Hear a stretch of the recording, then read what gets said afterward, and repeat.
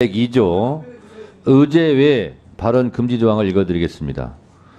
의제와 관계 없거나 허가받은 발언의 성질과 다른 발언을 하여서는 아니 된다. 이렇게 되어 있고요. 지금 발언 중에 김여정 하명성 청문회 이렇게 얘기했는데 이 법제사법위원회를 모욕하지 마세요. 무슨 근거로 그런 얘기합니까? 무슨 근거로 얘기해요? 근거를 대세요. 여보세요. 이게 먼저 시작된 겁니다. 이게 먼저 시작됐어요. 곽규택 또 나섰네요. 장경태 의원님 질의하세요. 할 수 있어요. 위원장으로서. 네. 발언도 중지시킬 수 있고 발언 내용도 지적할 수 있어요. 자, 장경태 의원. 네. 자, 들을 가치가 없는 얘기들 듣지 마세요. 장경태 의원입니다. 발언하세요. 우리 송창진 부장검사님. 자, 질의하세요. 전화 공수처 검사로 임명된 시기가 언제십니까? 검사 임명 언제시죠? 지적할 가치도 없어요. 23년 2월 22일 맞습니까? 예, 작년 2월 17일 17일인가요? 네.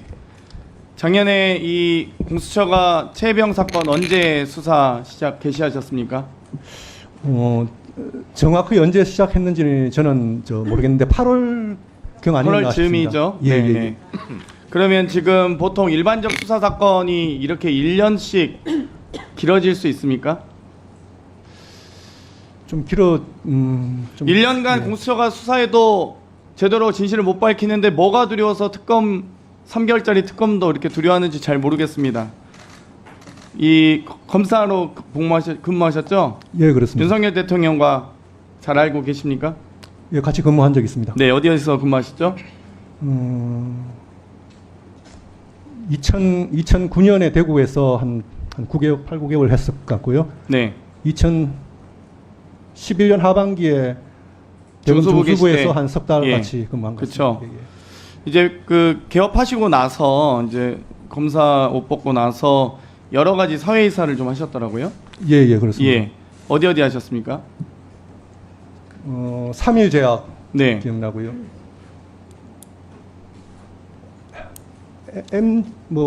엠젠 본인이 사회이사인데도 어디 사신지 모르세요? 그렇습니다. 오래되어서 그렇습니다. 엠젠 뭔가 엠젠 플러스에서 예, 예, 하셨죠? 거기 했었어요. 3일 제약에서 자문료 얼마나 받으셨습니까? 월급 개념으로 원천 징수하고 한 200 조금 안 되게 받았나? 200 정도 받은 것 같습니다. 엠젠 플러스에서는요? 거기도 그 정도 정확히 기억 안 나는데 지금. 네. 그 정도 받으셨어요? 정확히 기억나지 않습니다 지금. 300만 원 이상이니까 이해합니까? 정확히 기억나지 않습니다. 예, 이트론에서도 사회이사 하셨네요? 예, 이트론 사회이사였습니다. 얼마 받으셨어요? 이트론도 200 언저리였던 것 같습니다. 그러면 총 자문료 수입으로 한 1,000여만 원 가까이. 그 이외에 사회이사 하신 거 있으세요? 그 3개밖에 없습니다. 3개밖에 없으시고요. 이종호 씨 변호도 하셨죠? 예, 했습니다. 네.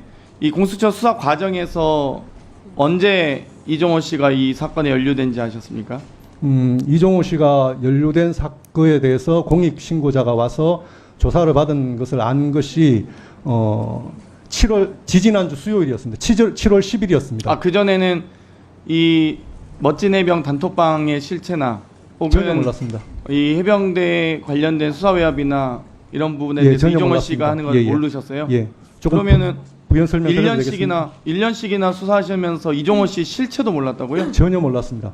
아니 저는 8월 달에 수사를 시작했을 때는 그때는 다른 부의 부장이어서 이 수사가 어떻게 진행되는지 전혀 몰랐습니다. 그리고 제가 차장 대행을 맡고 난 뒤에 그리고 올해 1월 29일 이후에 수사가 진행되는 것을 알았고 누가 조사를 받는다 이 정도는 그 보고를 받았고 그런데 중간에는 보고를 안 받았던 기간도 있었고 그리고 이종호 씨 관련해서는 7월 10일 날 이전에는 그런 사람이 그러니까 이제 7월 12일에 회피 신청서 감찰관실 제출하셨죠? 예, 그렇습니다. 예. 그리고 나서 직무 배제 스스로 회피하셨고요. 12일이 금요일이었고 13, 14가 토일이었고 월요일 날 바로 공교롭게도 예, 이 송창진 부장검사와 심태민 검사가 이종호 씨 변호인을 하셨어요. 예, 그렇습니다. 그러면서 이 사건에 대해서 사실상 수사 의지가 있느냐라는 평가가 있고, 공수처에서 지금 이 사실 임기훈 이 당시 국방비서관이나 등등에 대한 이종섭 씨도 깡통폰 제출했고, 임성근 사단장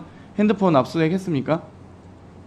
그 부분은 제가 모르겠습니다. 그 정도 예. 파악을, 아니 차장 직무대행이시잖아요. 차장 직무 말 그대로 대행이어서 아니 최소한 증거 물품을 어느 정도까지 확보했고 어느 정도 수사가 진행된지조차 모르신다고요? 구체적으로 누가 어떤 진술을 하고 어떤 조사를 했는지까지는 아니 이 중간에 영장- 한번 결재를 아니, 하기 전에는 이 몰랐습니다.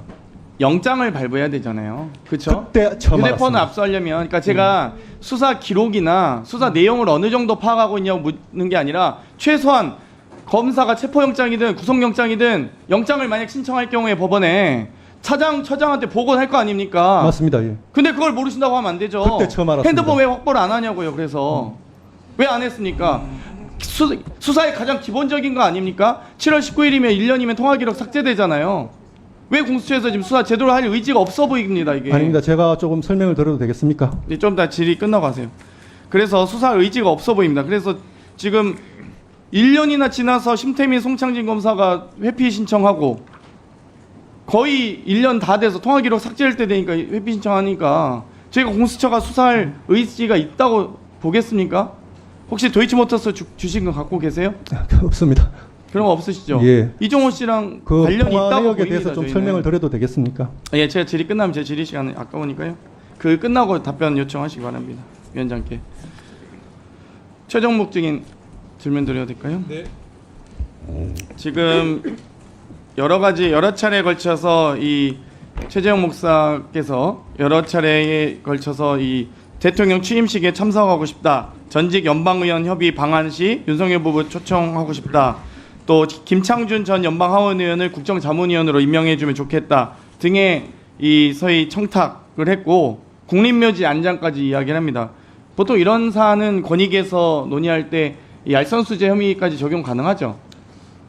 저희는 이번 그 신고 취지에 맞게 청탁금지법 위반 의혹과 관련된 물론 권익위법상 논의를 중심으로 그것까지 했고요. 할 수 있다고 알고 예. 있습니다만 알선수재 혐의 또 적용된다는 의견이 권익위에서 나오지 않았습니까? 예, 그 알선 변호사법 위반 알선수재까지도 논의할 수는 있습니다. 그렇죠. 근데 왜 이거 수사 의뢰를 왜 안 했습니까? 전체적으로 지금 의원님께서 말씀하셨던 내용뿐만이 아니고 익명으로 의결하자고 한 쪽은 송달 결정이었습니까? 아니면 송달 결정이었나요? 아니면은 송달이 아닌 결정으로 유도를 했나요? 수사 의뢰를 하자는 쪽이 익명을 요구했습니까? 아니면 수사 의뢰 하지 말고 종결하자라고 하는 쪽이 익명을 요구했습니까? 예, 수사 결과 그러니까 이첩이나 송부를 주장한 쪽이 주장했습니다. 네. 예, 송창진 증인, 예, 위원장님. 그 공수처 차장 직무대행이죠. 예, 그렇습니다. 아까 시간 관계상 답변을 못한 것 같은데 짧게 드릴 테니까 핸드폰 왜 압수수색 영장 안 하는지 그거 잠깐 설명하세요. 휴대폰 영장 다 청구했습니다. 휴대폰 저 통화 내역, 우리가 흔히 줄여서 통신영장이라고 하는 통화 내역을 얻기 위한 통신영장 청구를 했는데 다 기각됐습니다. 제가 직무도 하는 동안은. 그러니까 영장이 기각됐다고요? 예, 그렇습니다. 법원에서 기각됐습니다. 법원에서 대체적으로 압수수색 영장은 아니, 거의 다 나오는데 왜 안 나왔어요? 제가 말씀을 드리겠습니다. 저는 중간 결재자였습니다. 대행이지만 중간 결재를 해야 되는 위치에 있었고, 제가 있는 동안 그 영장 결재가 올라왔습니다. 올라왔을 때 제가 봤을 때는 중간 결재자로 입장에서 제가 봤을 때는 뭔가 보완해야 될 부분, 부족한 부분이 분명히 보였습니다. 그래서 그 보완해야 되고 부족한 부분에 대해서 보완을 해야 된다는 중간 결재자로서의 의견을 저희 처장께 의견을 드렸습니다. 그러자마자 이제 이후에 바로 부장회의가 소집이 되고, 부장회의를 거쳐서 결론 난 것이 영장 일부라도 청구하자.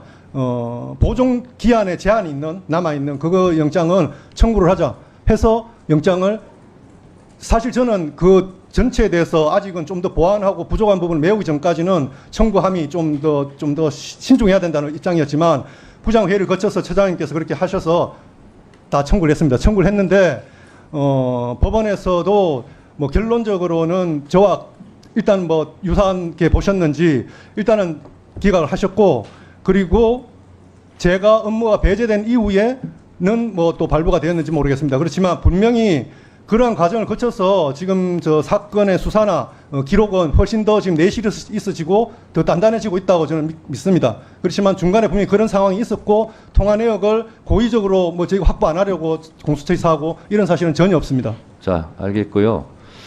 좀 이상한 일이네요. 압수수색 영장은 웬만하면 법원에서 다 발부하는데 유독 공수처에서 신청한 것은 정확히 말씀드리면 압수수색 영장이 아니라 그 통화 내역을 하는 통신영장이었습니다. 그 얼마 전에 저 신문 기사에도 나오고 있는데 통신영장 그러면 기각되고 한 거는 예.